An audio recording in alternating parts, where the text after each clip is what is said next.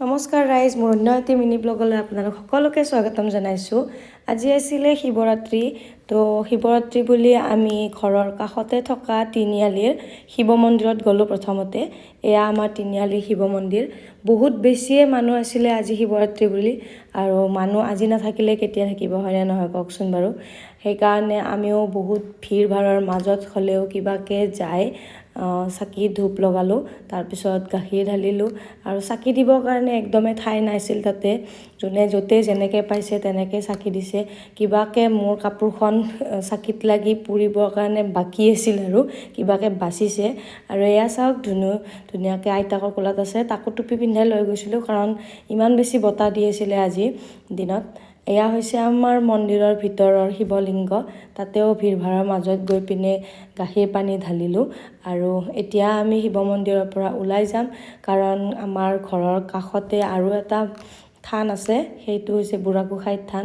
তাতে এইবাৰ সোণালী জয়ন্তী পাতিছে।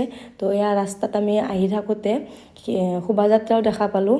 এয়া গজৰাজ ধুনীয়াকৈ গৈ আছে। আমাৰ ভাগ্যই ভাল চাগে, সেইকাৰণে আমি ৰাস্তাতে দেখা পালোঁ। এয়া হৈছে শোভাযাত্ৰা বুঢ়াগোঁসাই থানৰ। এতিয়া আমি প্ৰথমতে গৈ পিনে ঘৰত সোমাম, কাৰণ বাবুক কিবা এটা খুৱাই নিব লাগিব। সিও আইতাকৰ কোলাতে ধুনীয়াকৈ শুই গৈছে। সি উঠাৰ পিছত তাক কিবা এটা খুৱাই মেলি আমি এতিয়া ওলাই আহিলোঁ বুঢ়াগোঁসাই থানলৈকে। এয়া চাওকচোন কি ধুনীয়াকৈ সজাইছে এইবাৰ, যিহেতুকে সোণালী জয়ন্তী পাতিছে কৈছোঁৱে। এয়া হৈছে মোৰ বৌ আৰু মাও গৈছিলে লগত এইবাৰ। মাক ভিডিঅ'ত অনা নহ'ল কাৰণ বহুত বেছি মানুহ আছিলে। বৌৰ বাবুক লৈ পিনে মায়ে বহিল, সেইকাৰণে মাক ভিডিঅ'ত অনা নহ'ল। আৰু ময়ো ধুনীয়াকৈ এটা চাকি লৈ পিনে গৈ আছোঁ থানৰ সন্মুখলৈকে। আৰু গৈ পিনে তাতে আমি প্ৰথমতে চাকি লগালোঁ। আৰু এইটো হৈছে জগন্নাথ মন্দিৰ। বুঢ়াগোঁসাই থানৰ লগতে আছে জগন্নাথ মন্দিৰ, তাতেও ধুনীয়াকৈ ধূপ লগালোঁ। আৰু এয়া চাওক ইমান বেছি মানুহ পানী ঢালিবৰ কাৰণে শিৱলিংগত কিবাকৈ গৈ পিনে পানী ঢালিলোঁ। তাৰপিছত আমি ভোগ খালোঁ। ভোগত আছিলে খিচিৰি আৰু বিলাহী টক আৰু আচাৰো আছিলে, মোৰ ভিডিঅ'টোত ক্লিপ লোৱা নহ'ল।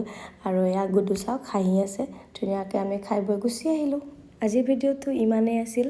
আজিলৈ আহিছোঁ, বাই বাই।